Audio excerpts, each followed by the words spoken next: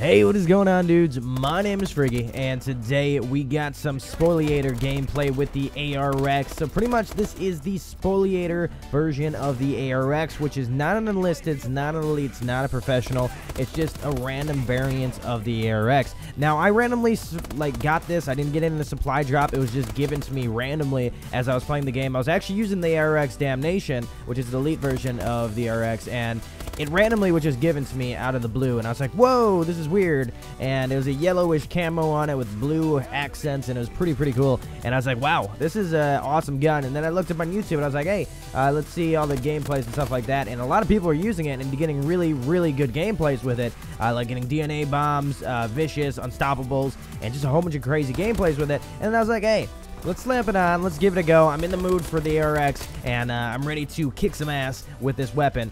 Now, the gun itself, it feels so much like the M8A1. I've been feeling that urge for a burst weapon in Call of Duty lately, and the M8A1 would always, give me that. It would always give me that gratitude of getting those successful one-hit kills to the head or chest or upper chest area, and from a good distance. And this weapon seems to have done that for me, which is really good, because I was using the Damnation, and Damnation's not that good. The normal ARX isn't fantastic. I have the hole puncher, which has 2 more damage than the original ARX, which is okay, but its recoil is everywhere, and same for the other variants that I have. They're just everywhere. But this, the Spoliator, it has that I don't even know what it is. It's like the recoil pattern is so much like the M8A1, and it's so beautiful. It's so crisp and so clean, and I love it. And this camo that I have on it, slapped it on it. We got yellow, we got blue. The combo is amazing. I don't know, for some reason this camo gets me really hyped to play this game. So I wanted to touch on the maps a little bit, because I never really got to talk about the DLC, and you guys probably want to hear about what I thought about the DLC and how I'm thinking about it right now. Well, overall, in Call of Duty's life cycle, they've always made DLCs. It always has maps, and, I mean, just recently they've put in weapons and stuff like that since Black Ops 2.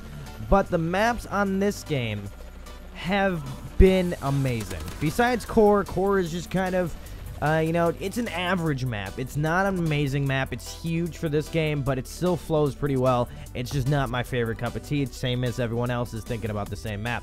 I think they literally just made the map just to put it in there because they wanted a large map, but all the other maps are fantastic. Sideshow is, I want to say it's my favorite now. I thought Urban was my favorite, but every time I play Urban, it's either I get spawn killed, I get demolished, or I wreck. It's one of those bunch. But every time on Sideshow, I always do well. There's nothing about Sideshow that I can't do well on.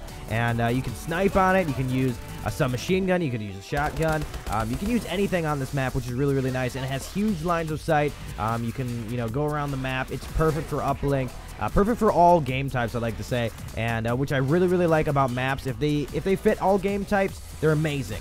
And I remember on Ghost, I didn't like the, the game modes and stuff that was playing on the DLC maps. There's something about the maps that they didn't flow well. They were just kind of thrown in there just to make it look pretty, and like fog and all those weird maps, like one with the Predator and stuff. They didn't play well. They really didn't play well. They were just there to look nice, and so they could throw a DLC character in there.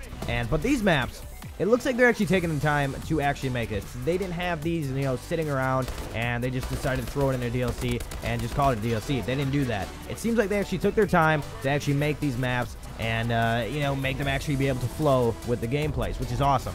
So, right now, I'm going on a pretty good streak, as you guys can see. I haven't done a gameplay commentary in such a long time, and this is the first one I've been doing in a while. So, this is actually my first ever unstoppable gameplay. And like I said before, there was, YouTube videos where people are like, oh my god, the ARX Spoliator is amazing, and it's so good, and it's going to be amazing, and you get DNA bombs, and you get unstoppables left and right, and you're just going to get that crazy, momentum in yourself. And that's pretty much exactly what I got with this weapon. I don't know if it's just me, or I was just in the mood, or these people were just bad. I'm pretty sure the kids were just bad. It was a terrible team. I'm just gonna tell you that. There's no gameplays out there on the internet that are like, oh, I'm playing against, like Nadeshot and whatever and Scumpy, and we went 100+0 on them. Like, no, that's not a thing. You gotta play with people without thumbs, people. If you're playing with people without thumbs, people that, can't even see the TV correctly, people that are legally blind and playing Call of Duty against you. That's how you get 100+ gameplays or unstoppable medals or even a DNA bomb, because that's what you need to do on this game, because this game is crazy. There's skill-based fast making. There's everything in this game thrown at you. There's exosuits. There's crazy zombies even coming out of the map. No, I'm just kidding about that, but this game is very, very hard to do well in, and it's more to kind of throw crap in your face, and everyone's going to end up with like a 1.1 KD, and it's hard to do and stuff like that, so I never thought I'd actually be able to do it. I want to know from you guys in the comment section below, what is your highest gun streak or kill streak in that matter on this game? Leave it down in the comment section below, and whoever has the biggest kill streak down there, don't you lie, don't you lie. I see that you're putting high numbers in there. Don't you lie. You put what your freaking kill streak is, okay? And if you do have the highest kill streak, I'll give you a cookie, and I'll give you a kiss on your butt. That's pretty much what we're going to do here. Yeah, so the gameplay is on Sideshow. This map is amazing. Urban is so much fun. Like I said, I get either spawn killed or I wreck. Then on Drift, I pretty much do really, really well as well. Unless, you know, sometimes it's hard points. If it's hard points, I'm probably going to get smacked in the face by a whole bunch of people, and it's just not going to be fun. But Drift is really good map too as well. I like the volcano aspect behind it. There's Christmas music going on, and we also got Core, which is, you know, not that big of a map. Like I said, it's a mid map. It's big, and a lot of people in Call of Duty aren't fan of big maps anymore, and I don't know if the people are just growing out of big maps, or they like more of the fast-paced action, or maybe Core is just a terrible map. Who knows? But it's all opinion-based in the long run. So I hope you guys did enjoy this video. I'm ending it right here because I'm about to get killed. I was on a 21 gun streak at the end, going 41-1. Hopefully you guys did enjoy it, and hashtag rest in peace. I'm Freaky.